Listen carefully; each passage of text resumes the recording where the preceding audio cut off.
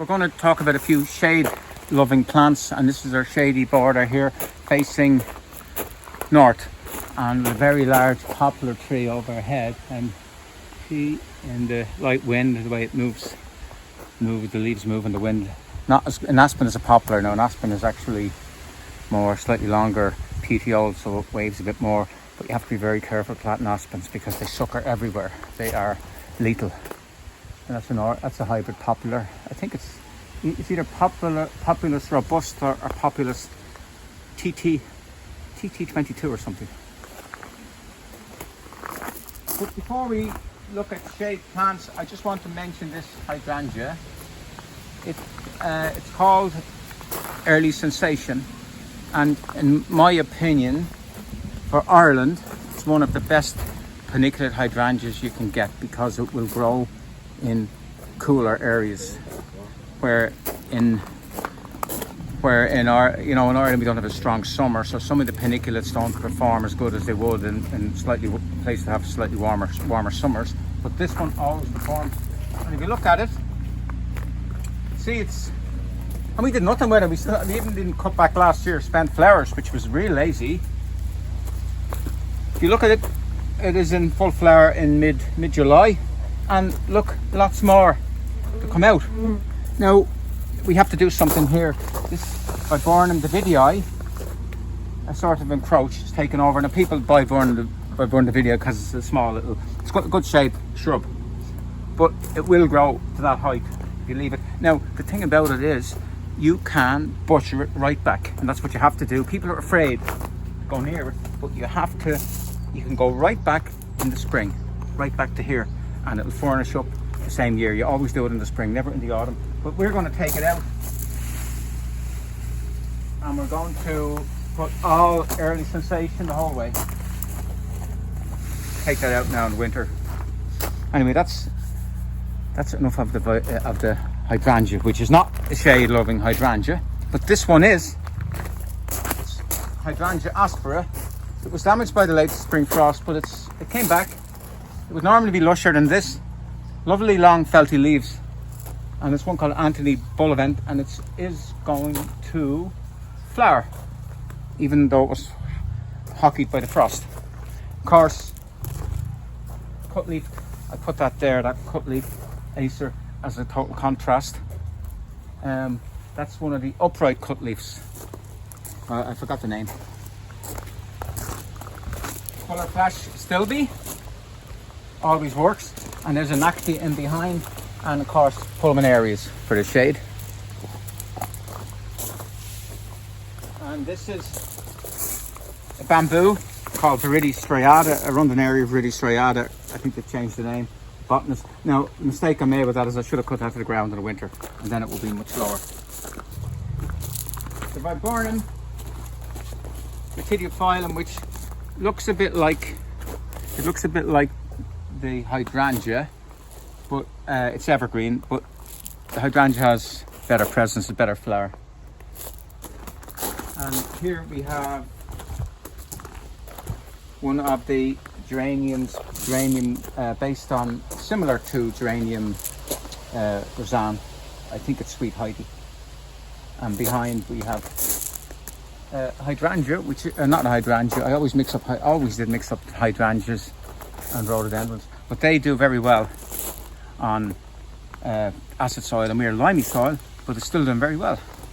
And I think it's because all the organic matter is coming down and it's sort of acidified the soil. So we have this as just, there's a lot of dark green, so we just put this Cornus, it's the smaller of the two. It's Cornus alternifolia, not Cornus controversa. It's better for a smaller garden if you want to get that layered effect. Cornus alternifolia, very good. Now you always have to watch out for nature. An ash seedling and a willow seedling. We've done very little work on this. They will be taken out. And this has worked out really well. Soft shield fern behind, and golden Hakonechloa. I think it's called sunflower or flare or sunspot. It's not the normal one, but it's really, really good. Japanese grass, dies back in the winter, but it holds its sort of all over the winter. It has lovely straw colour. As the foliage is dying off, it just holds really well.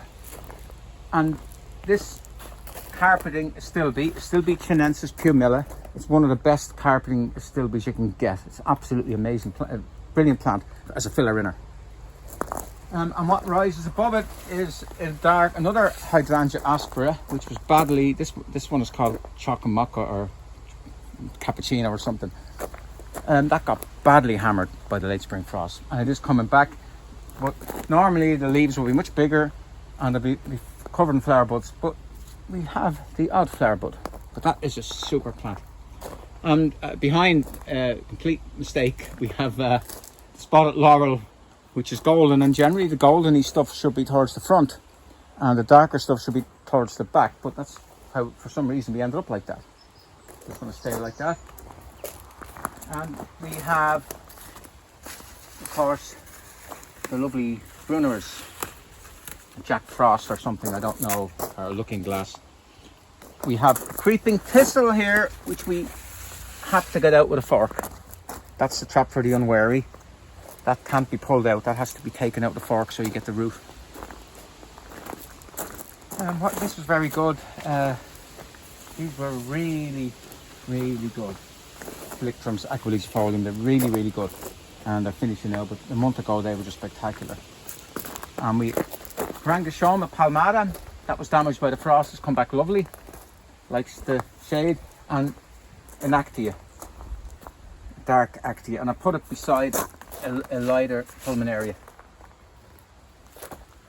And we need to cut back the hedge, and we need to take out the bramble.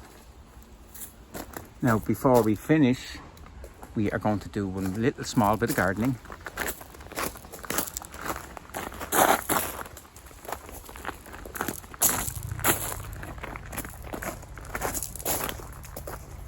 Go around here, we're looking at another shade plant and we're going to move it.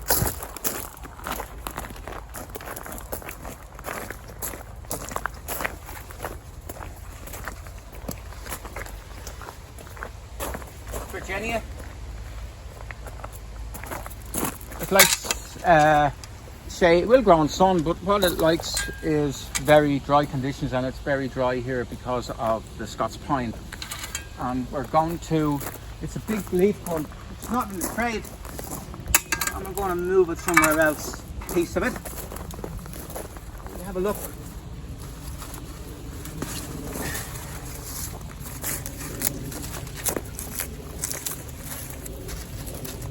We just move one piece.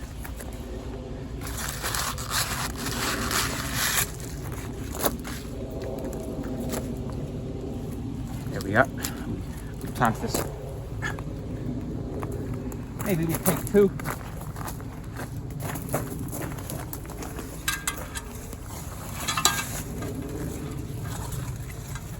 No, I have another clump of it somewhere else, which I'll be able to get more bits out. I don't want to take too much out of that because it looks so well.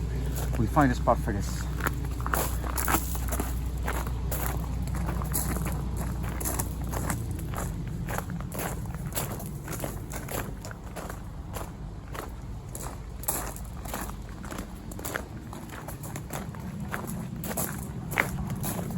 You better switch off today because I'm going to go the whole way around. Going to put it there, but I think we'll put ferns in there. I don't really know, but I've a spot around here to be perfect for it.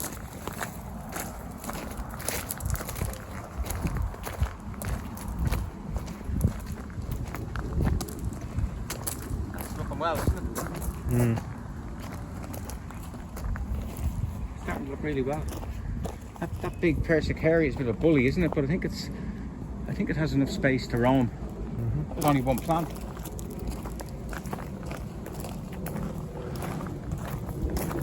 And all that, they've all recovered well from the Chelsea chopping. You never know they were given a tight haircut. Come back lovely.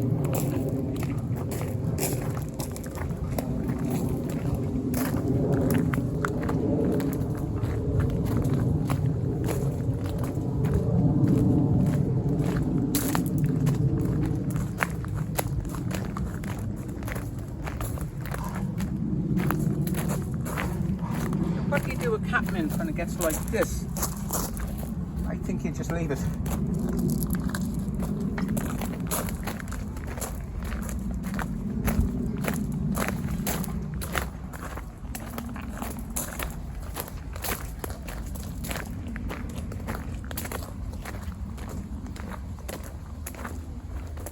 Very dry in here.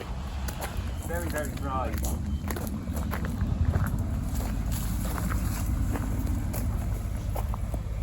So we're going to plant it.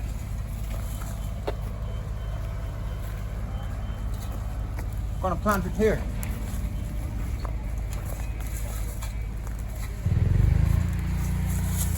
Look, you have the big beech tree here sucking out all the moisture.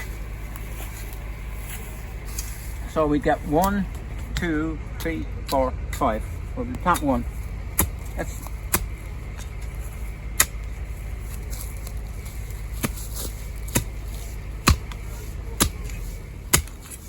always keep hitting the same spot. Keep hitting the same spot. Unless you hit a stone or a root, big root, just keep going the same. Wow, look at that. It doesn't matter for the Virginia, once it gets a start, it doesn't really root much into the ground.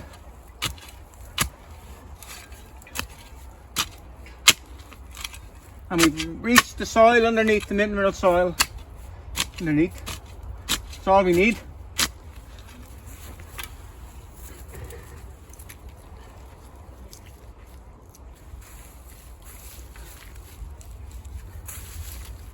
Now give that a good watering today and tomorrow and the day after, and it will very quickly find its own feet. 1, 2, 3, 4, 5 big Virginias. Well, that's it. Shady plants. Oh, we love the shade in Ireland, but because we get it a lot, and it's provided by our own clouds.